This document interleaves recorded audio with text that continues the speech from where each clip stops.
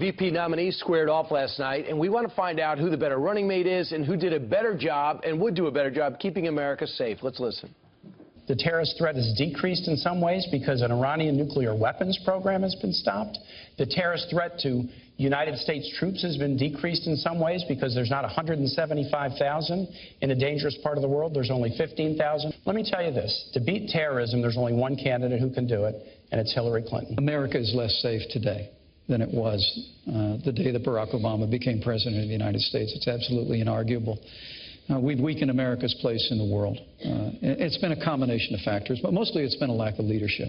Who had the better argument? Who has the better policy? Joining us right now, Andrew Peek, former U.S. Army intelligence officer and former advisor to U.S. and NATO commanders in Afghanistan. Carl Higby's here, playing the center square, retired Navy SEAL, and Jillian Turner, to my immediate right, Fox News contributor and former White House National Security Council staff member under the Bush and Obama administrations. First, Jillian, to you, that's pretty tough to say the Iranian deal made brought the nuclear program out of the Middle East.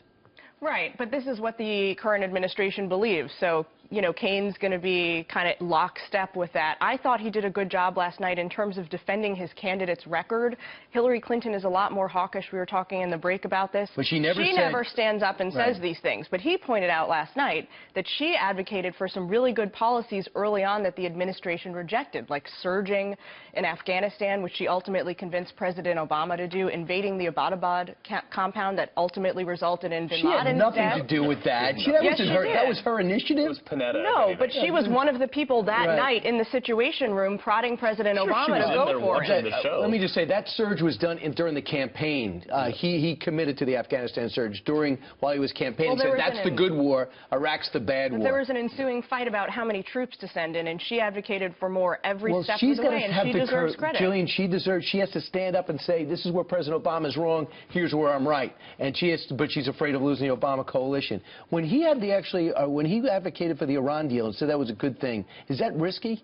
Absolutely. And the problem here is, like, Tim Kaine could not point to a single Hillary accomplishment that has made the world or America a safer place, except for this Iran deal, where she gave $150 billion to a state-sponsored terror. What do you think they're going to use that money for? You think they're going to use it for flower pots? No, absolutely not. They're going to give it back to the terrorists that are creating harm to America. Andrew, it's a tough case to make when you find out that the Iranians are buzzing our battleships in the Persian Gulf as late as last week and see the violation of the ballistic missile element of this package, yet Tim Kaine was defending it last night.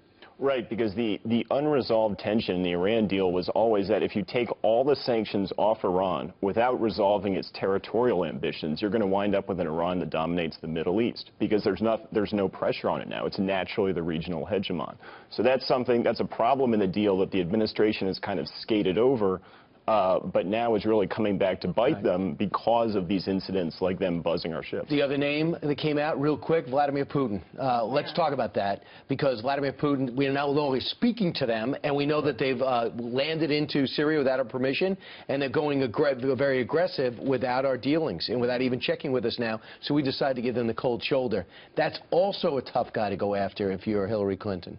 Oh, absolutely. And, you know, I thought that Pence did a great job on that issue last night, as he did on all the foreign policy issues. I would vote for him tomorrow if he was the candidate. The problem is the chasm between him and Donald Trump on some of these issues.